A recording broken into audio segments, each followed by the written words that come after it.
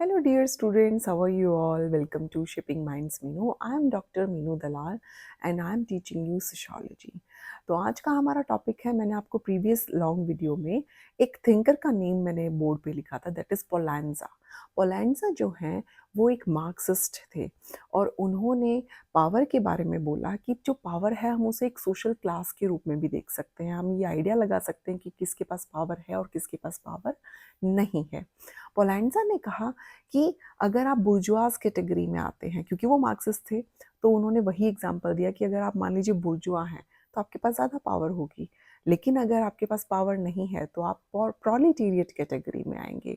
तो इस तरह से उन्होंने बताया कि पावर जो है उसको किस तरह से सोशल क्लासेस के थ्रू भी हम आइडिया लगा सकते हैं कि किसके पास पावर ज़्यादा होगी और किसके पास पावर कम होगी या नहीं भी होगी।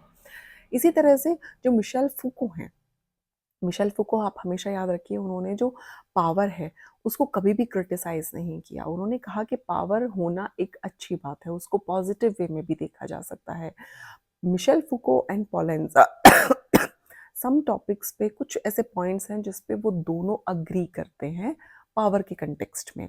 फर्स्ट पॉइंट है पावर इज रिलेशनल। उन्होंने कहा कि पावर रिलेशनल है, हो सकता है अभी मेरे पास पावर है, नेक्स्ट मोमेंट पे आपके पास पावर हो।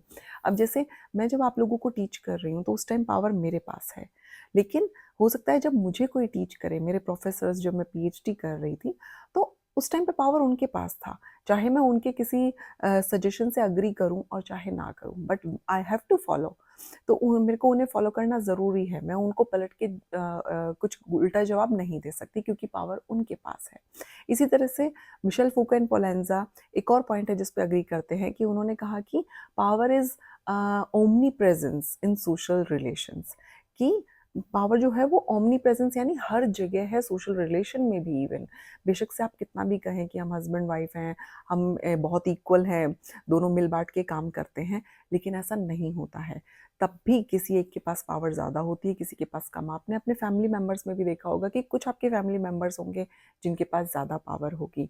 इसी तरह से मिशेल फूको ने ये भी कहा कि पावर को प्रोडक्टिविटी के रूप में भी हम देख सकते हैं, यानी एक पॉजिटिव वे में। ज़रूरी नहीं है कि पावर को हमेशा नेगेटिवली ही यूज़ किया जाए और किसी फोर्सफुली कोई काम कराना हो तभी यूज़ हो। सोसाइटी में कुछ अच्छे चेंजेस लाने के लिए भी पावर यूज़ की जाती है, तो उन्होंने एक पॉजिटिव साइड दिखाया पावर का। Please do like, subscribe and share my YouTube channel. Thank you so much, bye bye and take care.